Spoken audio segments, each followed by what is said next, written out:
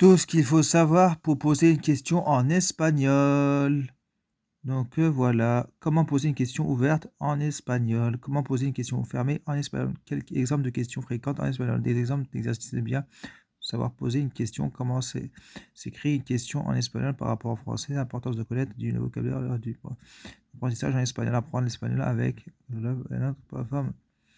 Alors, peut-être oui, oui, non, mot interrogatif. Poser ces mots interrogatifs, on retrouve como, comment, cuando, quand, cuál, quel, cuáles, quels, cuánto, cuántos, cuánta, cuántas, combien, dónde, où, por qué, pourquoi, qué, que, quién, quiénes.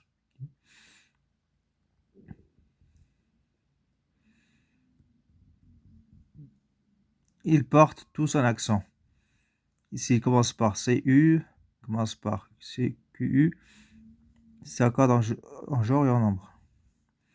Voyons quelques exemples pour mieux comprendre tous ces règles. Quand pars-tu en Espagne?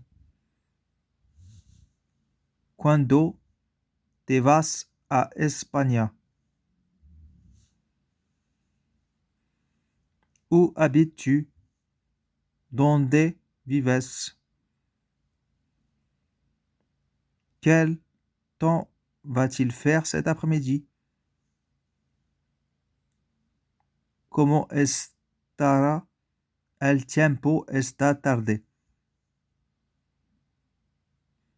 Quelle est cette fille? Qui sont ces filles?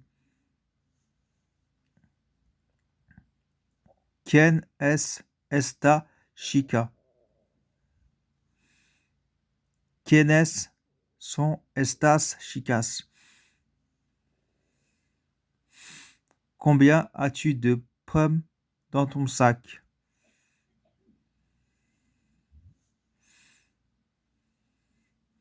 ¿Cuántas manzanas tienes en tu bolsa? Poser une question en espagnol. Les questions fermées. Toutes les questions par lesquelles on répond par oui ou par non. La formule est-ce que n'existe pas. D'avancer le sujet. Se former d'espagnol, il suffit d'insérer le sujet et le verbe d'ajouter des points d'interrogation. Autour de la phrase, pour que l'on comprenne qu'on pose une question, il n'est parfois même pas obligatoire d'ajouter cela, lorsque celui est un pronom personnel qui n'est donc pas clairement indiqué par la phrase. Voici quelques exemples pour mieux comprendre. Exemple de questions fréquentes en espagnol. On pose souvent, nous aide à ce qu'on cherche à connaître une personne.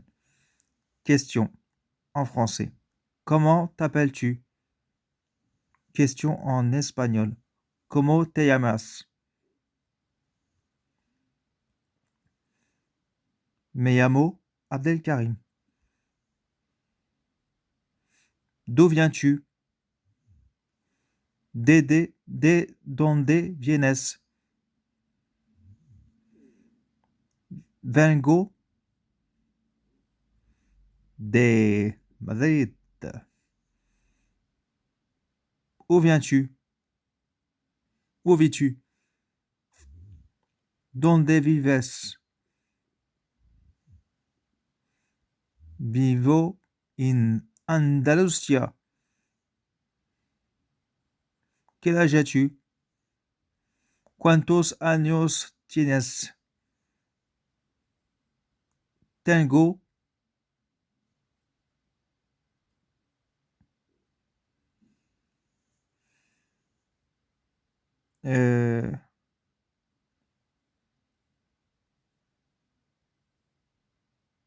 9 años.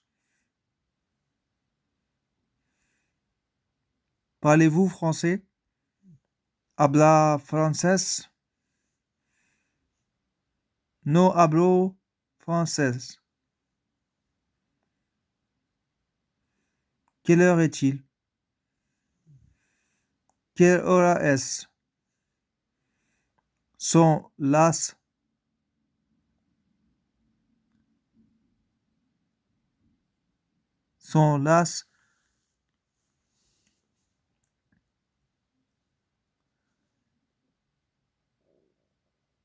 3 de la tarde. Pouvez-vous m'aider, s'il vous plaît? ¿Puede ayudarme, por favor? Claro, puedo ayudarte. Où se trouve l'office de tourisme? ¿Dónde está la oficina de turismo? La oficina de turismo está detrás de ti. Pouvez-vous répéter, s'il vous plaît?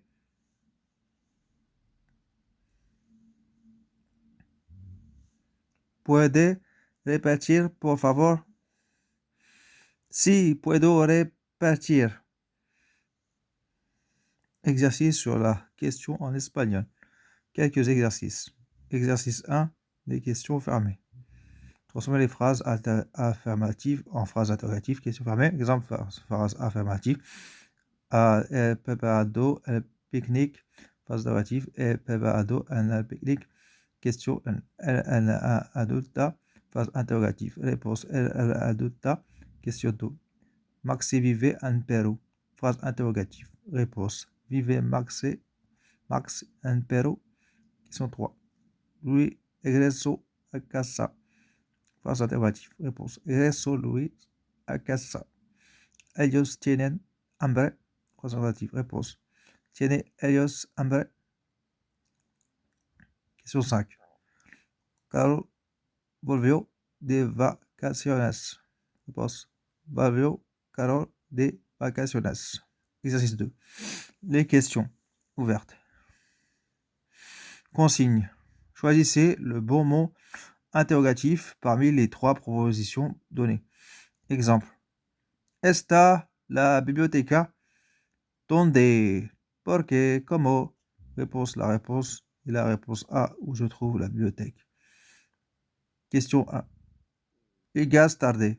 ¿Cuándo? ¿Quién est? ¿Por qué? Réponse, la bonne réponse et la réponse C. Pourquoi es-tu en retard? Question 2. Personas hay en la sala. ¿Cuántos?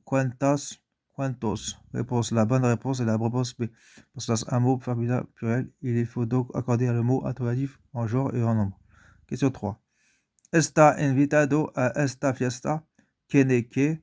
¿Quién es? Réponse, la bonne réponse et la réponse A. Qui est invité à cette fête? Question 4.